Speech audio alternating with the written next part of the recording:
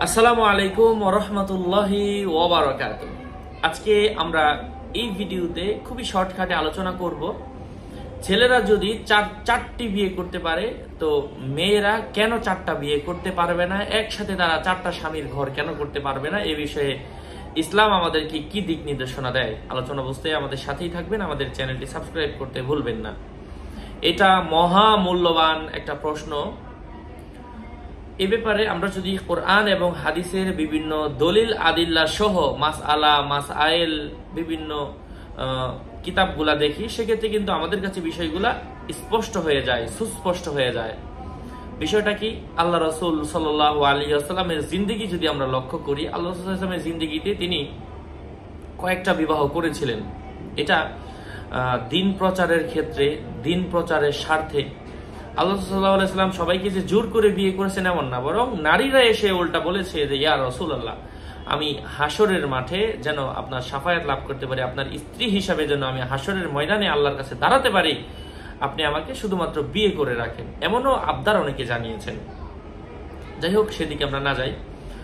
মূল প্রশ্ন হচ্ছে যে ছেলেরা পারলে মেয়েরা কেন পারবে না? কারণ আমরা সবাই জানি ছেলেদের পেট থেকে কিন্তু কখনো বাচ্চা হয় না, মেয়েদের পেট থেকে বাচ্চা হয়। তো একই নারীর সাথে যদি চার পুরুষ সংসার করতে থাকে, নারী একজন পুরুষ চারজন, তো সেক্ষেত্রে ঝামেলাটা কোন জায়গায় হবে? দুইজন হবে। এখন কার বাচ্চা নারীর পেটে আসলো, হ্যাঁ, কার সাথে ঘুমানোর কারণে তার বাচ্চাটা পেটে আসলো, এটা কে বুঝবে? এটা তো নির্ধারণের কোনো সিস্টেম নাই। এই চার স্বামী থেকে একজনের ভালো লাগবে, একজনের ভালো লাগবে না, একজন বলবে থাকো, একজন বলবে রাখো।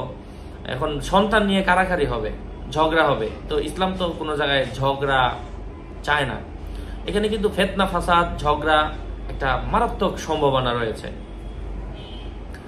এই জন্য প্রথমত মূল কারণ হচ্ছে এটা। এর পিছনে আরো হাজারো ধরনের সূক্ষ্ম কারণ রয়েছে, যেগুলা আল্লাহ তাআলা যখন প্রয়োজন পড়বে, আরো প্রয়োজনের আমাদের দেখা দিবে, তখন কিন্তু পর্যায়ক্রমে আমরা এই বিষয়গুলো নিয়ে আরো আলোচনা করব। আপাতত সবচেয়ে বেশি প্রয়োজন, সবচেয়ে বেশি সূক্ষ্ম মাসালা হচ্ছে এটা।